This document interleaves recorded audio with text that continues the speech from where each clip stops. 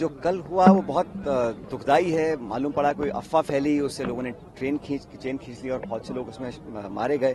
तो ट्रेन हादसे लगातार देश में बढ़ रहे हैं और सरकार हमेशा दावे करती है, कभी बुलेट ट्रेन के, कभी आधुनिकीकरण के, इलेक्ट्रिफिकेशन के। रोज प्रधानमंत्री रेल मंत्री बटन दबा के ट्रेनों को छोड़े, लेकिन जो रेल नेटवर्क आज है वो उसमें पर्याप्त निवेश नहीं कर रहे हैं कि उसकी मरम्मत की जाए, सेफ्टी नॉर्म्स को फॉलो किया जाए। इतने लोगों की, निर्दोष लोगों की जान जा रही है, ये बहुत दुखद है।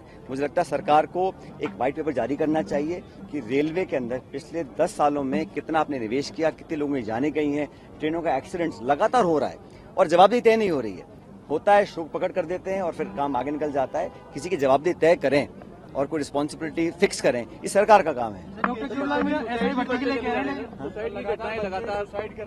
मैं तो पहले भी कह चुका हूँ, ना कोटा नहीं, सिर्फ हर जगह नौजवान जो दबाव में अपनी जान ले रहे हैं, इससे दुखद क्या हो सकता है। अगर कोई नौजवान अपने आप को असहाय महसूस करता है, अपनी जान लेने के लिए विवश हो रहा है, इससे बड़ा समाज के लिए दुख का घड़ी क्या हो सकती है। तो सरकार को भी काउंसलिंग है या लोगों को समझाना पड़ेगा, लेकिन कोई एक पॉलिसी बनानी चाहिए जहां पर नौजवानों को एक राहत मिले, उनको असिस्ट करने के लिए, उनको कोच करने के लिए, उनको एक राय मशवरा करने के लिए एक वे आउट मिलना चाहिए। और बड़ा दुख है कि आजकल के दबाव में जो बच्चियां हैं वो अपनी जान ले रहे हैं। नौजवान 18, 17, 19, 20 साल के बच्चे अपनी जान अगर ले रहे हैं तो हमें अब आत्मचिंतन करना पड़ेगा समाज को भी कि हम किस प्रकार के दबाव में उनको जीने के लिए मजबूर कर रहे हैं। और जहां तक सरकार की बात है, 31 को सदन चालू होगा, 1 तारीख को केंद्र सरकार का बजट है।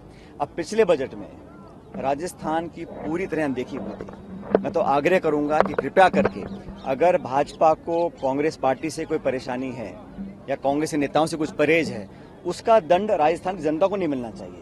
राजस्थान के लोगों को उनका अधिकार मिलना चाहिए। क्षेत्रफल के आधार पर सबसे बड़ा राज्य इस देश में राजस्थान है, तो यहाँ के 8 करोड़ लोगों को उनका वाजिब हक अधिकार मिलना चाहिए। वित्त मंत्री महोदया को, केंद्र सरकार को राजस्थान के हितों के लिए आगे बढ़ के आना चाहिए और प्रदेश सरकार को भी निसंकोच होकर, निडर होकर राजस्थान के हकों की मांग करनी चाहिए। अभी समय है, उनको दिल्ली जाना चाहिए और बजट में राजस्थान के लिए विशेष दर्जा हो, पीने के पानी की योजना हो या इन योजनाओं को राष्ट्रीय योजना घोषित करना, ये सब राज्य सरकार को दबाव बना के केंद्र सरकार से करवाना चाहिए। न्यूज नेशन अब व्हाट्सएप पर खबरों के ताजा अपडेट के लिए न्यूज नेशन के इस QR कोड को स्कैन करें।